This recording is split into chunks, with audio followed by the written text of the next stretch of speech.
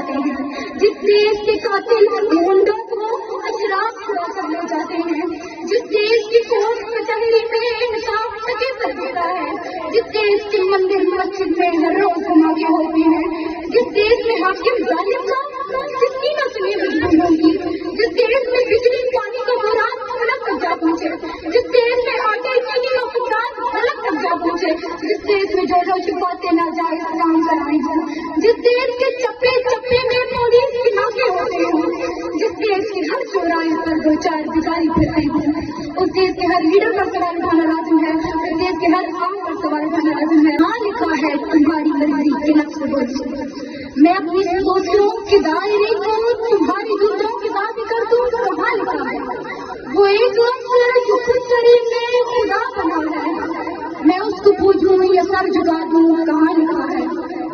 مجھے یہ بتانے کی ضرورت تو بالکل بھی نہیں ہے، لیکن پھر بھی میں یہ کہوں گی کہ میں اپنے بابا کی قربانی کو رائگاں نہیں جانتی، ہمارے بابا کی قربانی رائگاں نہیں جانتی۔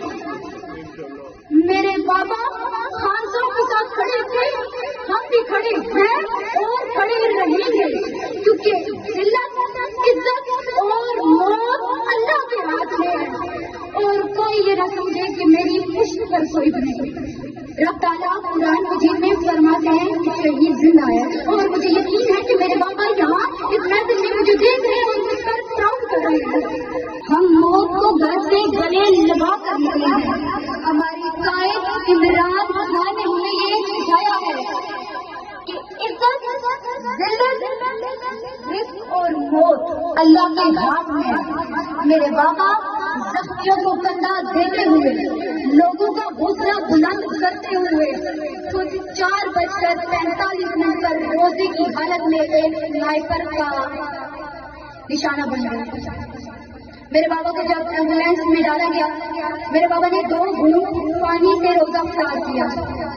میری والدہ نے کہا تھا میرے بابا کو کہ آپ اب روزے چھوڑ دیں، آپ کے حصے کے روزے میں دوں گی، آپ جہاد کریں۔ میرے بابا نے آگے سے جواب دیا تھا کہ جب تک ہمارا افغان ہمارے درمیان نہیں آ جاتا نا، میں روزہ نہیں چھوڑوں گا۔ اپنے خاندان کی طرف سے محمد قاسم علی ملک، میرے تمام بھائی اور اسپیشلی بابا جی ذوالفقار کی طرف سے آپ کا بہت بہت شکریہ ادا کرتا ہوں۔ میں پوری سوشل میڈیا ٹیم اینکرز کا شکریہ ادا کرتی ہوں، انہوں نے جس بہادری سے اس ظلم کے خلاف دنیا کو شناسا کیا۔ میں پاکستان تحریک انصاف کی پوری قیادت اور اسپیشلی انکل ذوالفی بخاری کا شکریہ ادا کرتی ہوں، انہوں نے جس طرح میرے بابا کو سر فہرست رکھا اور انہیں یہ لفظ کہے کہ ادریس بھائی آپ میری ریڑھ کی ہڈی ہیں۔ میں رحمت ملک بنت شہید محمد ادریس، مجھے فخر ہے کہ میں ایک شہید کی بیٹی ہوں۔ میرے بابا کٹی پہاڑی سے لے کر 3 چوک تک روزے کی حالت میں ایک قافلے کو بہت بہادری سے لیڈ کرتے ہوئے اس ظلم کے خلاف فرنٹ پیش پہ آئے، فرنٹ لائن پہ لڑے۔ میرے بابا ان کے عزیز و اقارب نے کہا کہ ادریس بھائی آپ بہت فرنٹ لائن پر ہیں۔ میرے بابا کے جوابی الفاظ تھے ہم موت کو گھر سے گلے لگا کر نکلے ہیں، ہماری قائد عمران خان نے ہمیں یہ سکھایا ہے کہ عزت، ذلت، رزق اور موت اللہ کے ہاتھ میں ہے۔ میرے بابا زخمیوں کو کندھا دیتے ہوئے، لوگوں کا حوصلہ بلند کرتے ہوئے خود 4:45 پر روزے کی حالت میں ایک سنائپر کا نشانہ بن گئے۔ میرے بابا کو جب ایمبولینس میں ڈالا گیا، میرے بابا نے 2 گھونٹ پانی سے روزہ افطار کیا۔ میری والدہ نے کہا تھا میرے بابا کو کہ آپ اب روزے چھوڑ دیں، آپ کے حصے کے روزے میں دوں گی، آپ جہاد کریں۔ میرے بابا نے آگے سے جواب دیا تھا کہ جب تک ہمارا افغان ہمارے درمیان نہیں آ جاتا نا، میں روزہ نہیں چھوڑوں گا۔ اور اس دن میرے بابا کے 478 روزے مکمل ہوئے۔ میرے بابا پمس میں زیر علاج تھے. میرے بابا کا بلڈ انٹسٹائن اور یورین ڈیمیج تھا. میرے بابا جب آپریٹ کے بعد میرے بابا نے آنکھیں کھولی تو میرے بابا کے پہلے الفاظ تھے باہر میرے ملک کو کیا بنا ہے, ہاتھ کے سپاہیوں کو کیا بنا. میرے بابا کو جو انجیکشن دیتے تھے ان کی قیمت بہت زیادہ تھی, وہ بہت ایکسپینسو تھے. میرے بابا نے اشک بار ان سے کہا تھا کہ یار میں تو یہ افورڈ کر سکتا ہوں, ان کو کیا بنے گا جو یہ افورڈ نہیں کر سکتے. میرے بابا جب پمس میں تھے ہمیں بہت سیکورٹی ایشوز کا سامنا کرنا پڑا, جس کی وجہ سے ہم نے بابا کو شفا میں ٹرانسفر کروایا. شفا میں بھی ہمیں بہت سی مشکلات کا سامنا کرنا پڑا اور وہاں سے ہم نے اپنے بابا کو KPK ٹرانسفر کروایا.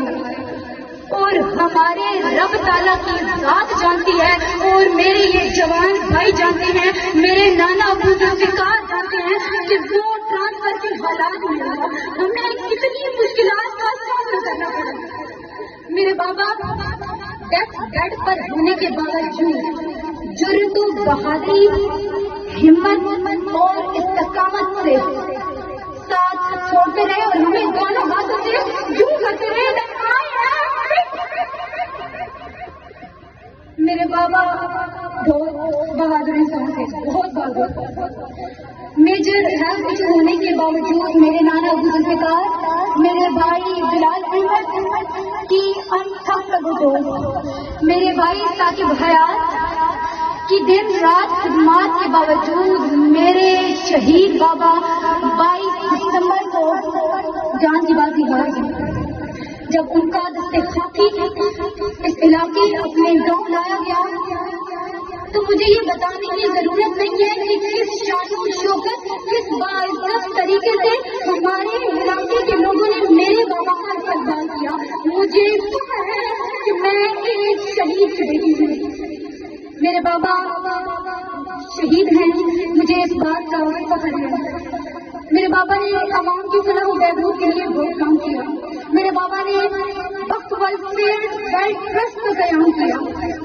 میرے بابا اس دیش کو انصاف دلاتے دلاتے خالق حقیقی سے جا ملے جس دیش میں ماؤں بہنوں کو اغیار اٹھا کر لے جاتے ہیں, جس دیش کے قاتل گنڈوں کو اشراف چھڑا کر لے جاتے ہیں, جس دیش کی کوٹ کچہری میں انصاف سکے پر دیتا ہے, جس دیش کے مندر مسجد میں ہر روز دھماکے ہوتے ہیں, جس دیش میں حاکم ظالم کا کس کی نسلیں مجبور ہوں گی, جس دیش میں بجلی پانی کا بحران غلط تک جا پہنچے, جس دیش میں آٹے چینی کا فقدان غلط تک جا پہنچے, جس دیش میں جو چھپاتے ناجائز کام کرائے ہوں, جس دیش کے چپے چپے میں پولیس کی ناکے ہوتے ہوں, جس دیش کے ہر چوراہے پر دو چار بھکاری پھرتے ہوں, اس دیش کے ہر لیڈر پر سوال اٹھانا لازم ہے, اس دیش کے ہر عام پر سوال اٹھانا لازم ہے.